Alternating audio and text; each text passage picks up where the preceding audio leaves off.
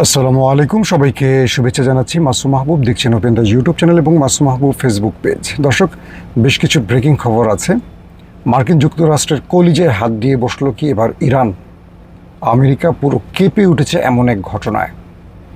আমেরিকার E-3 sentry এভাস বিমানটি হঠাৎ নিখোঁজ, কোথায় গেছে?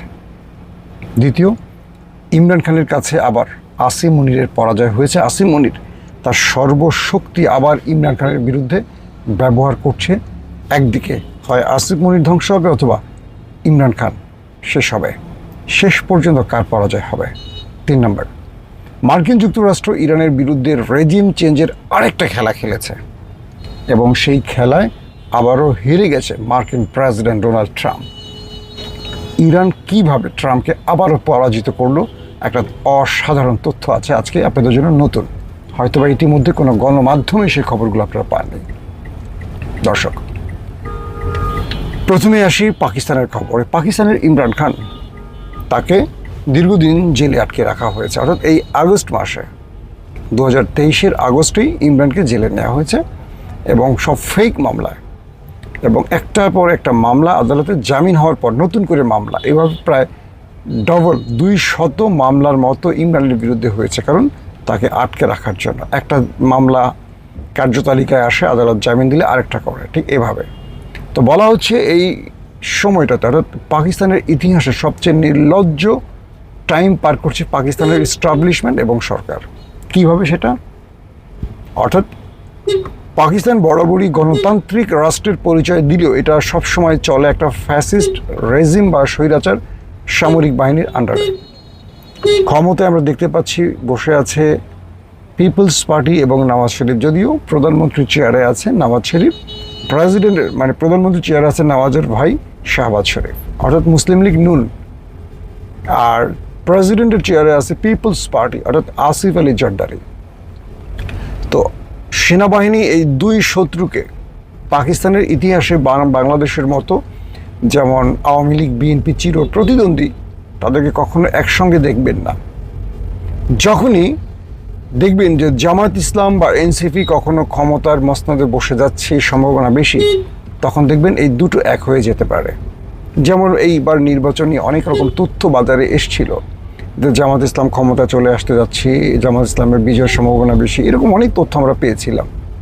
তখন বিএনপির অনেক নেতা বলে ফেলেছিলেন জামাত ঠেকাতে প্রয়োজনে আমরা আওয়ামী লীগের সাথে মিলে যাব। অর্থাৎ 15-16 বছর যেই আওয়ামী লীগ বিএনপির উপর অত্যাচার করেছে সব ভুলে বিএনপি আওয়ামী লীগের সাথে মিলবে তার এক সময় বা প্রায় দীর্ঘ 25 বছরের মিত্র বন্ধু জামাতের এগেনস্টে যাওয়ার জন্য। মানে জামাত জিতে গেলে সেটাকে ঠেকানোর জন্য আওয়ামী লীগ বিএনপি এক হবে। এটা হলো বাংলাদেশের রাজনীতি। ঠিক কপিটা এখন পাকিস্তানে কি হলো? পাকিস্তানে যেটা ঘটলো সেটা হলো ইমরানকে ঠেকানোর জন্য মুসলিম লীগ এবং পিপলস পার্টি এক হয়ে গেছে, এবং মুত্তাহিদা কওমি মুভমেন্ট সহ আরও যে দলগুলো আছে PDM, প্রায় 14-15টা দল এক হয়েছে শুধু এক ইমরানকে ঠেকাতে। তারপরও পারেনি। ইমরান খান সেই নির্বাচনে একাই প্রায় 2 শতাধিক আসন পেয়েছে, যেখানে 160টির মতো পেলেই পাকিস্তানের ক্ষমতায় বসা যায়। তো সেই ইমরান খানের বিজয় আটকাবার জন্য সব দল এক হয়ে জিততে পারেনি, কিন্তু শেষ পর্যন্ত সেনাবাহিনীকে ব্যবহার করে সেই বিজয়টা ছিনিয়ে নিল বর্তমান শাসকরা।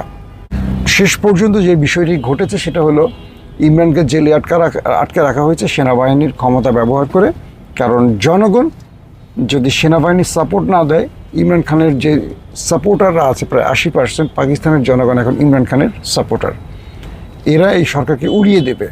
তাই তারা বাধ্য হয়ে সেনাবাহিনীর সহযোগিতা নিয়েছে। আর আসিফ মনির এই পুরোপুরি ইমরানের বিরুদ্ধে একেবারে দাঁড়িয়ে গেছে, পুরোপুরি। যতটা না শাহবাজ শরীফ, যতটা না আসিফ আলী জারদারি বা বেলাওয়াল ভুট্টো, তার চেয়ে বড় শত্রু এখন হয়ে গেছে মিস্টার আসিম মনির ইমরান খানের বিরুদ্ধে।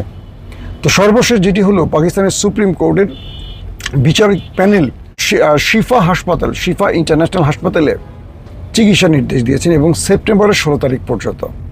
এবং বলা হয়েছে ইমরান খানের ব্যক্তিগত চিকিৎসক, ইমরান খানের বোন এবং ইমরান খানের দলীয় বা আইনজীবী যারা, তারা দেখা করতে পারবেন। প্রতিদিন তারা সেখানে থাকবেন, খোঁজখবর নেবেন। কিন্তু এই 16 সেপ্টেম্বর পর্যন্ত ইমরান খানকে বাহিরে রাখার, মানে আদিয়ালা জেলের বাইরে রাখার সাহস করেনি আসিফ মনির সরকার। তারা ইমরান খানকে আবারও জেলে পুরে দিল একদিনের মাথায়। এবং তারা একটা মানে আদালত যে নির্দেশ দিয়েছিল একটা মেডিকেল বোর্ড গঠনের, প্রাইভেট মেডিকেলের বা শিফা মেডিকেল থেকে যে বিশেষজ্ঞ ডাক্তাররা, এই নির্দেশটা সুপ্রিম কোর্ট দেওয়ার পর আসিফ মনির সরকার সেটা মানে নাই। তারা নিজেদের একটা সাজানো গুছানো আওয়ামী লীগ ক্যাঙ্গারু কোর্টের মতো একটা বিচারিক প্যানেল তৈরি করে তারা বলে ইমরান খান ফুল ফিট, ওকে, একদিনের মধ্যেই ইমরান খানকে আবার আডিয়ালা পাঠিয়ে দিল। এই একদিন পুরো পাকিস্তান হেলে পড়েছিল ইমরান খানের দিকে।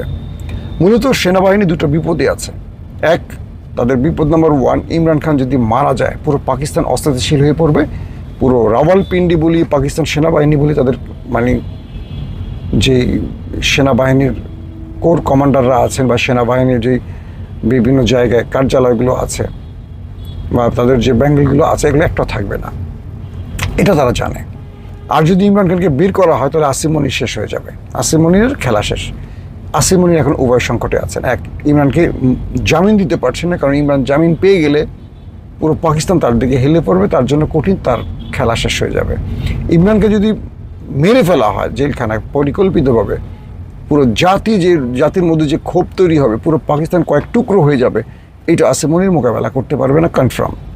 তো এখন এই বিপদে আছে। এদিকে উচ্চ আদালত ইমরান খানকে যেই নির্দেশনা দিল, এটা নিয়ে ইমরানের আইনজীবীরা আবারও আদালতে যাবে, কারণ উচ্চ আদালতের নির্দেশ অমান্য করে সরকার যে কাজটি করছে এটার জন্য সরকারকে অনেক বড় চাপে ফেলতে পারে আইনজীবীরা অথবা পাকিস্তানের উচ্চ আদালত।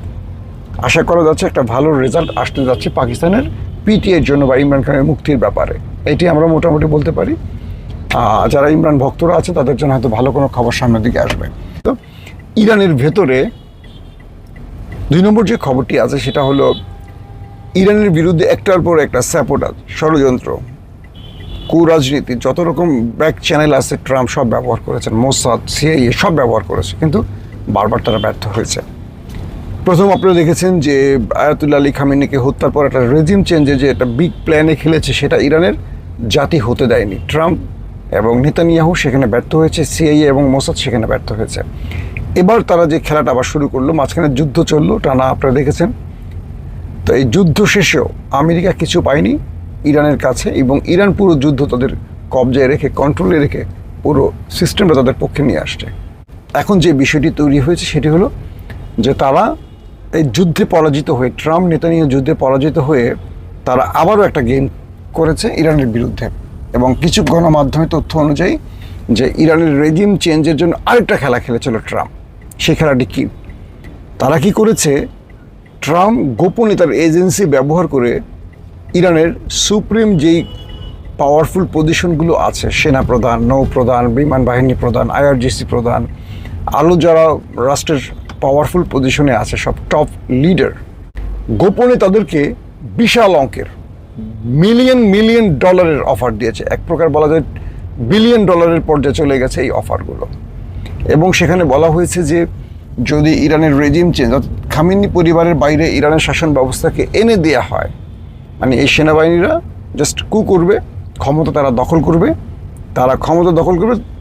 আমেরিকা তাদেরকে সাপোর্ট দেবে, মানে ইরানের সেনাবাহিনীকে আমেরিকা সাপোর্ট দেবে। জাস্ট মুস্তফা খামেনি বা খামেনি পরিবারের হাত থেকে ইরানকে বের করে আনতে হবে।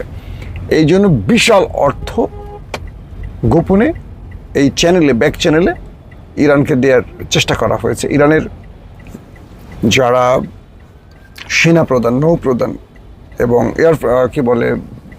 এয়ারফোর্স প্রধান, আইআরডিসি প্রধান,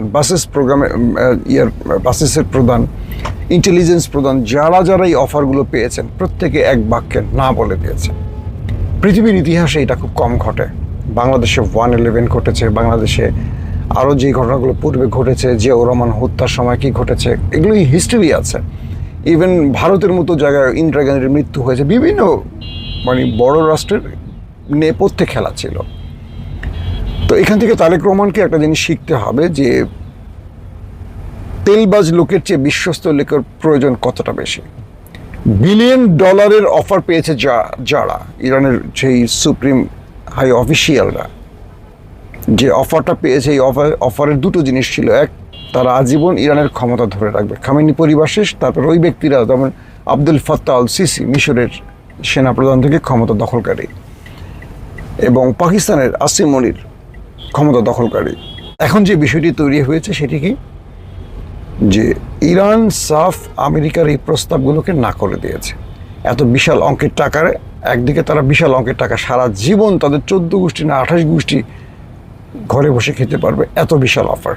পাশাপাশি ইরানের রাষ্ট্র ক্ষমতা তাদের পক্ষে চলে আসবে, আমেরিকার সমর্থন থাকবে, বিশ্ব পরিমণ্ডলে ইরানকে একটা কি বলবো, যে নতুন সফেদ পোশাকে নামিয়ে দেওয়া হবে, একদম ক্লিন পানিতে ধুয়ে ইরানের বিরুদ্ধে যে অভিযোগ সব মুছে দেওয়া হবে, ইরানকে অনেক অনেক কিছু দেওয়া হবে, ইরানের অর্থনীতি, ইরানের সমাজনীতি, রাজনীতি সব বিশ্ব রাজনীতির মধ্যে ঢুকে যেতে পারবে, ইরান যেখানে এক ঘরে সেই এক ঘরের জায়গা থেকে বেরিয়ে আসবে, এরকম একটা ব্যাপার।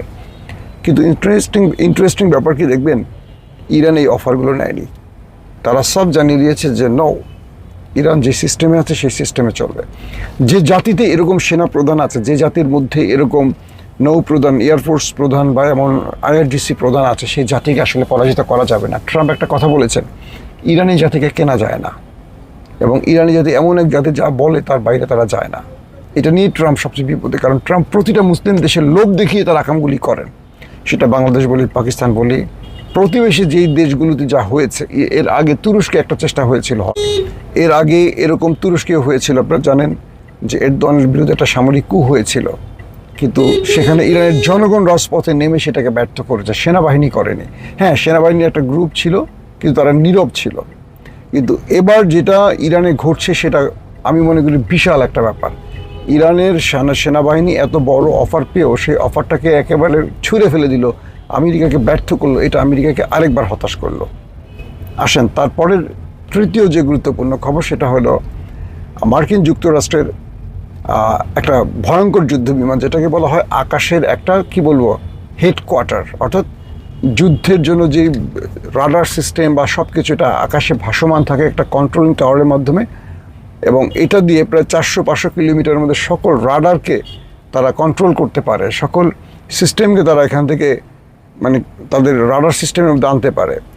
এটা আকাশ থেকে এমনভাবে নিয়ন্ত্রণ করা হয় যে ইরান কোথায় মিসাইল মারছে, কোথায় কী করছে, সব কিছু এই সিস্টেমের মাধ্যমে দেখতে পারে। এখন সেই E3 সেন্ট্রি যে আমরা বললাম অ্যাওয়াশ বিমানটি, এটি হঠাৎ করে নিখোঁজ হয়ে গেছে। এটি 7700 একটা সংকেত দিয়ে, ইমার্জেন্সি সংকেত, এই সংকেত দিয়ে এই পাওয়ারফুল শক্তিশালী বিমানটি হঠাৎ করে আউট হয়ে গেছে। এটা কি ধ্বংস হয়ে গেছে, রাডার থেকে আউট হয়ে গেছে, এটা কোথায় আছে কেউ জানে না। ইরান কি এখানে কোনো সাইবার অ্যাটাক চালিয়েছে, নাকি ইলেকট্রনিক্স ওয়ারফেয়ার ব্যবহার করেছে, এটা নিয়ে এখন পৃথিবী পুরো অস্থির এক সময়। ইরানের এই কাজটি যদি ইরান করতে পারে বা এটা ইরান দ্বারা হয়ে থাকে, আমেরিকার জন্য বিশাল চিন্তার কারণ হয়ে গেছে। E3 সেন্ট্রি অ্যাভাস এই বিমানটির আকাশে ভাসমান থাকা অবস্থায় 400 কিলোমিটার বা 500 কিলোমিটারের মধ্যে শত্রুর প্রত্যেকটা বিষয়কে নজরদারি করে, এবং শত্রু ধরেন ইরান কোত্থেকে অ্যাটাক করবে, কি করবে, এটা সেখান থেকে সকল টাওয়ারকে তার মেসেজ পৌঁছে দেয়। সেটি শেষ পর্যন্ত নিজেই আউট হয়ে গেছে, অন্যদেরকে আউট করার দায়িত্ব নিয়ে নিজেই মার্কেট থেকে পালিয়ে গেছে, কোথায় গেছে কেউ জানে না। শুধু এইটুকুই আসছে 7700 একটি মেসেজ দিয়ে, এটি এটাকে বলে সতর্ক মেসেজ বা বিপদ সংকেত মেসেজ। এরপর এটার কোনো হদিস পাচ্ছে না আমেরিকা। শেষ পর্যন্ত আমেরিকা ইরানের কাছে যদি এইখানে একটা বড় পরাজয় হয়, ইরান তার যুদ্ধ কৌশলে, প্রযুক্তির কৌশলে কত উপরে উঠে গেছে এটা আমেরিকা এখন নিজে আন্দাজ করতে পারছে। এবং এটা নিয়ে আমি আরও ডিটেল তথ্য আপনাদের দিব, কারণ এই তথ্যটা এখন হবে ইরানের জন্য সবচেয়ে বড় সারপ্রাইজ।